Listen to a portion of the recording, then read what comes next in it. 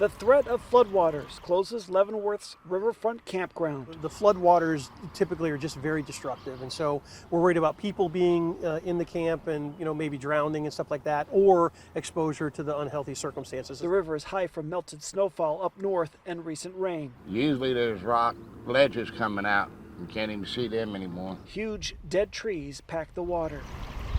Another threat, flooding forced untreated sewage into the water in Iowa and Nebraska. Kansas says high E. coli bacteria levels and other contaminants are a threat. It's telling people to stay out of the water. Fish is good. Once you start cooking it, all that bacteria and everything's out of it. Josh Shook comes here daily after work. He likes catfish and sells any carps he catches. They want those carps. Don't be stingy with that garlic. He's not deterred by the high water. Just wait for that bell to go off. That's all you can do.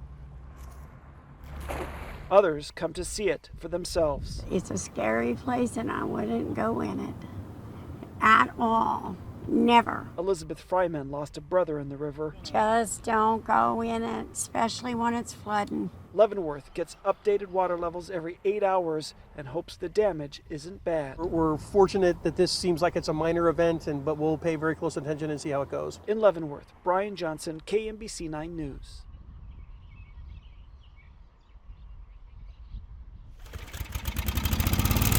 Dean Wilson takes good care of his Oak Grove home, but it's not new. He lives inside a church built in the 1800s. The building was starting to go over to one side. Last year, Jackson County said his property went from valued at $55,000 to $532,000. Okay, so something's wrong there. If I had not stepped up and for myself, they would have valued it. They would have set the value at that. The roof has issues. The siding, gutters, walls, the floors, even most of the windows are original. These windows are made in the 1800s. I mean, the panes have been in there so long that the heat has melted the panes, where when you take a pane of glass out, it's thicker at the bottom than it is at the top. For months, he's gone through trying to appeal and get a hearing with the Board of Equalization. They have no information at all. I mean, 5 days before every hearing, they would cancel it, and they would turn around and set it up with the county assessor. Finally, Wednesday, he got a phone appointment. They suggested $78,000, but he's still waiting for what he calls a real correction. No,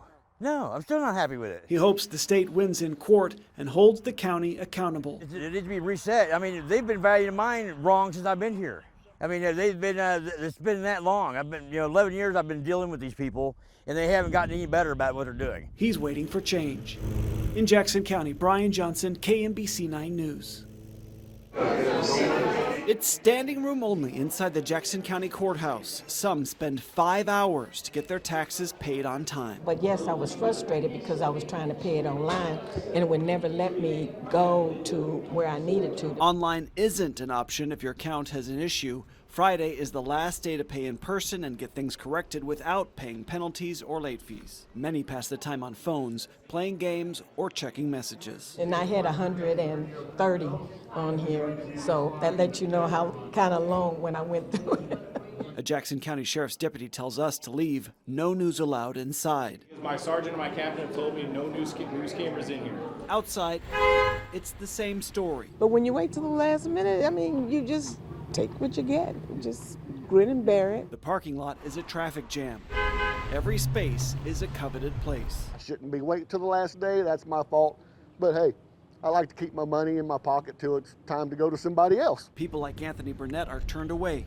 No more places in line. Others quickly drop off payments at the door, 5 minutes or less. Really, about that much. It works so much better. The drop box is emptied frequently.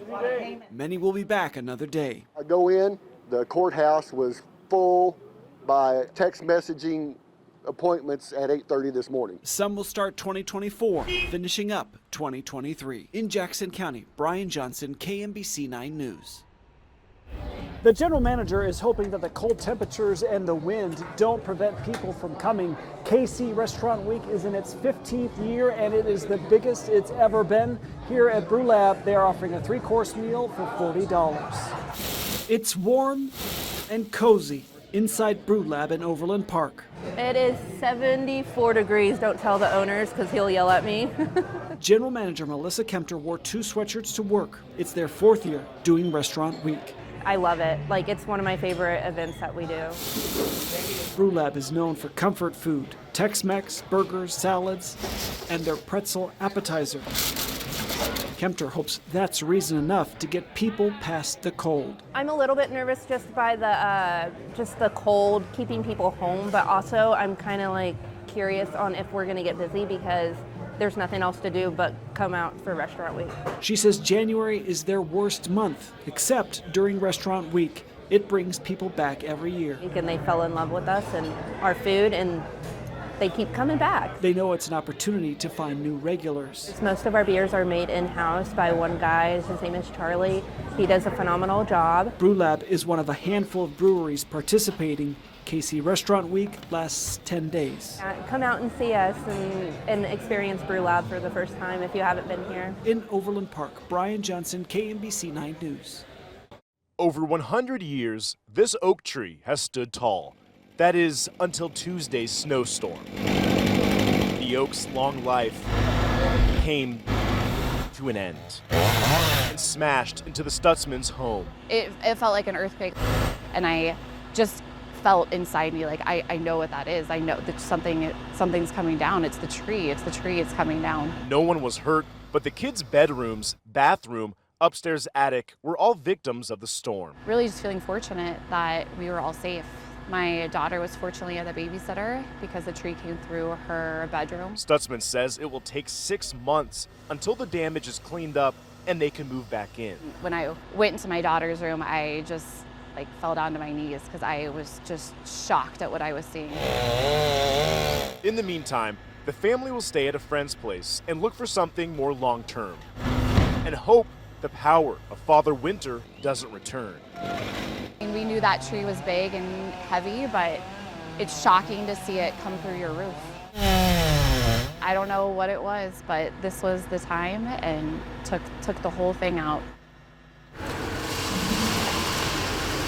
KCMO crews have been busy. Truly, it is a team engagement. Plowing city streets after the year's first big snowfall. We do think that we've made great progress on our road. Down on Main Street, crews haven't let up. And streets are clear. North of the river, it's a different story for some neighborhoods.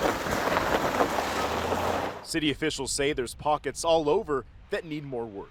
I imagine as it gets colder, they may be even tougher, and so know that they're out there, continue to give them space. Neighborhoods like near 12th and Euclid off the Paseo await more rounds of snow crews. My expectation would be for the main routes to be handled first. Senior Pastor Bishop James Bryant of Metropolitan Spiritual Church of Christ is a native New Yorker and knows what it's like to get around in weather like this. Here, once that wind starts whipping across the plains, it doesn't stop. And with another storm on the horizon, the city wants people to be aware of freezing roads as temperatures start to drop. I think this is the best in snow removal winter storm recovery that we have ever seen. But what that means for us is not that we rest on our laurels, it means that we continue to work harder. We're at Al's Bar and Grill here in Parkville. This is a watering hole of sorts for Bills fans. And let's just say that the wings are good, but there's no love lost between Bills and Chiefs fans. Come Sunday, this place is going to be wall-to-wall to watch the game. Tell me you've heard this one before. How about them Bills, baby? Chiefs versus Bills in the playoffs. I grew up in Buffalo as a Chiefs fan, and I love them. Living here for the last 14 years, I kind of hate them now, yeah. At Al's Bar and Grill, Bills Mafia is ready for another AFC showdown. Sorry, guys, I got to go with the Bills. I'm a Buffalonian.